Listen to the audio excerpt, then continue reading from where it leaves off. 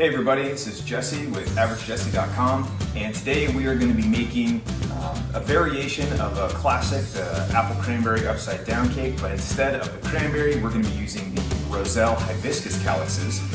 A while back I made a video on how to make jam with the calyxes, and that talked about how to process the raw calyxes into something that you can use. So if you haven't seen that video, go ahead and check that out.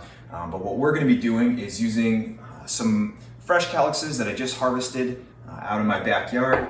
But if you have dried calyxes, you can use those as well. Just keep them in some cold water for about 10 minutes to soften up, and then the rest of the recipe is just the same. Okay, so we've got a cup of apples that are diced real nice here. It doesn't really matter what apples you use. I've used a bunch of different kinds and it all tastes great. The 1 cup of calyxes, after you cut it down and basically dice the calyxes, it's about 3/4 of a cup. So we're gonna mix those together. Add a 1/2 cup of sugar. An 1/8 of a teaspoon of cloves, ground cloves, and a 1/4 teaspoon of cinnamon. And mix that really well to get the cinnamon and the cloves spread throughout. When that's all mixed up, go ahead and pour it into a round baking pan. I believe this one is an 8-inch.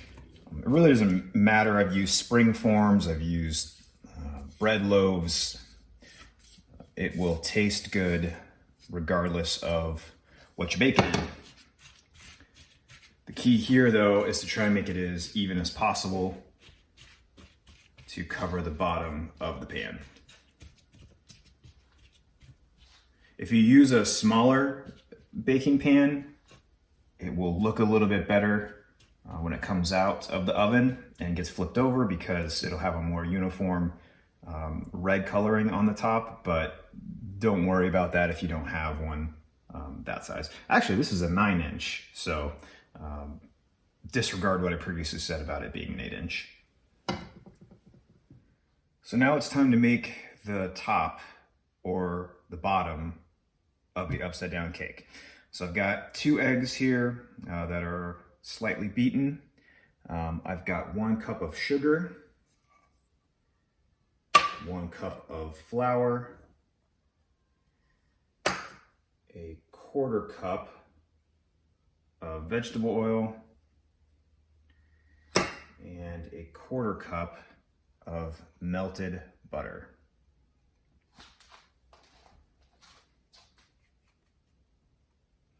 Add to that 1 teaspoon of vanilla extract, give or take 1-ish. And mix this up. A whisk will not cut it. You're gonna need something more substantial. I use a Foley fork for this, but they're kind of hard to find. But just beat this for a few minutes until it's all nice and consistent. Okay, that was about 2 minutes or so. It's well mixed. I'll pour this over the top.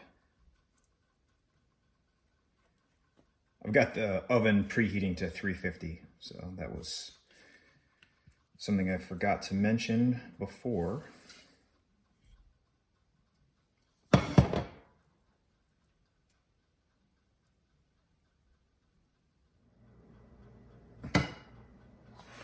All right, there we have it. We're gonna wait for the oven to come up to temperature and then go ahead and put it in. I've had issues with bubbling over and spilling down onto the element.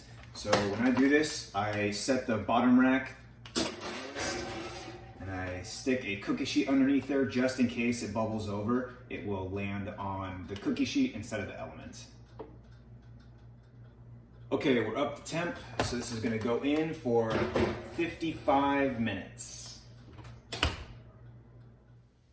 Okay, the pie is done baking. I did the toothpick method where you poke the toothpick in, you pull it out, and if it's dry, it's ready. It has been cooling off for about 10 minutes, and now comes arguably the most fun and the most stressful part of this whole process. I'm gonna try and flip it over and make the downside up cake and upside down cake. So let's see how we fared.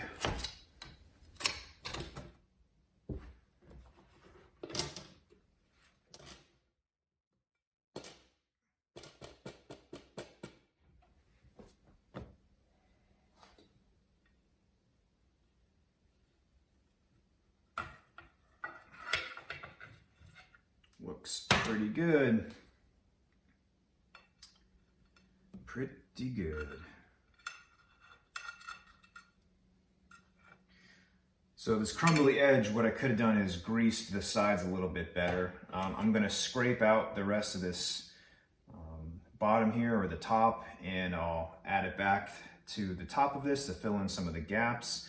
But it smells amazing, and I can't wait to eat it. Now, one thing to note is this will definitely taste better the next day. So if you can make it the day before and either let it sit out or cool off, put some plastic wrap on, put it in the fridge and let it sit for a day, is definitely ideal. I actually made another one that looks a lot better. So this is the one that I'm going to be presenting at Thanksgiving here in a couple of days.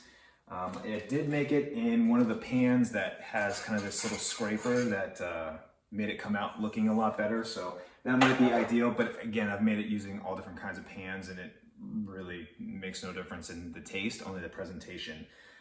So using the Roselle hibiscus is awesome. It's something you can grow here in Phoenix. It takes the full summer sun. It's a beautiful plant, and it provides some very tasty fruits to make confections with, or drinks, or any number of things. So thanks for watching. Again, I'm Jesse with averagejesse.com, and I'll see you next time.